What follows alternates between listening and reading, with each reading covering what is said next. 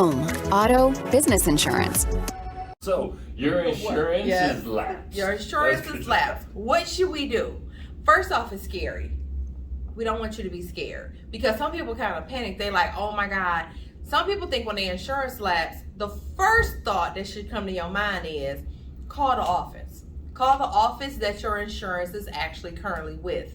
Some people take it upon themselves to hurriedly go somewhere else, get their insurance reinforced, Sometimes they skimming on coverages.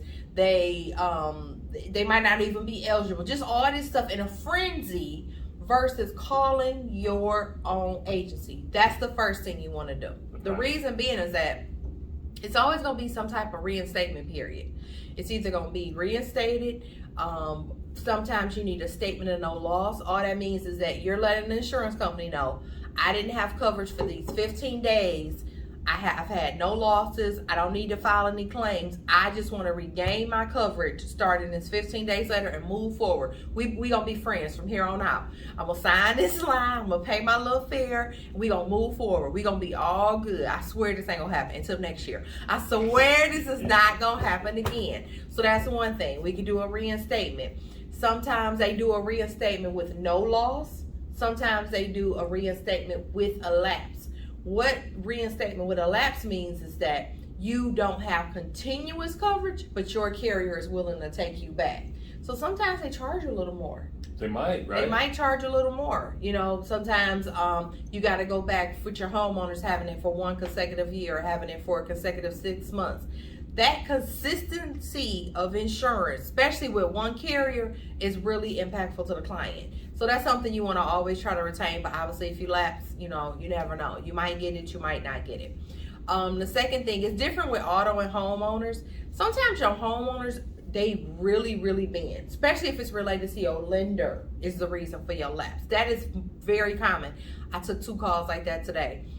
The lender hasn't paid the mortgage yet. From the mortgagee hasn't paid from the escrow account yet. All I did was have to call the insurance company and say, hey, the lender is overnighting the check. Could you please extend it? They said, sure, we'll give you 14 business days. Boom. Now, if that was a person, they like, so where's the money? Sure. We getting it tonight, tomorrow, what they doing? Venmo? They want to know when they getting their money. So it just depends. You got a little bit more flexibility on your home side. On the auto, it's kind of cut and dry because it's through the state. It's mandated. It depends on what your state is.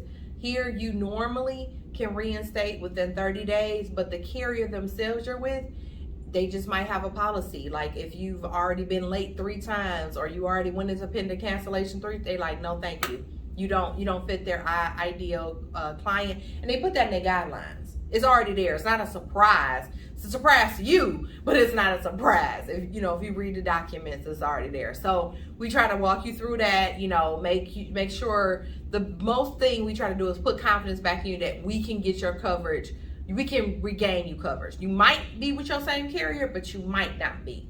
So it just depends on the case. Well, and your rate will go up if you do not have insurance continually, right? Yes. Now, the reinstatement can be a clause that allows you to not suffer that sometimes, again, depending on the carrier and the situation. But let's say you said, you know what, I sold my car, I don't have a vehicle to insure, and 3 months later you get a car, and now you need to insure that car. Man, oh man. Your rate's going to be jacked up.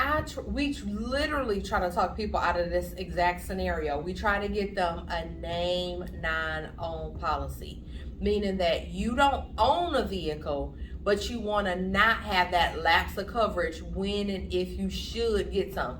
And it's specifically for small periods of time. 2, 3, 4, I would say up to 6 months.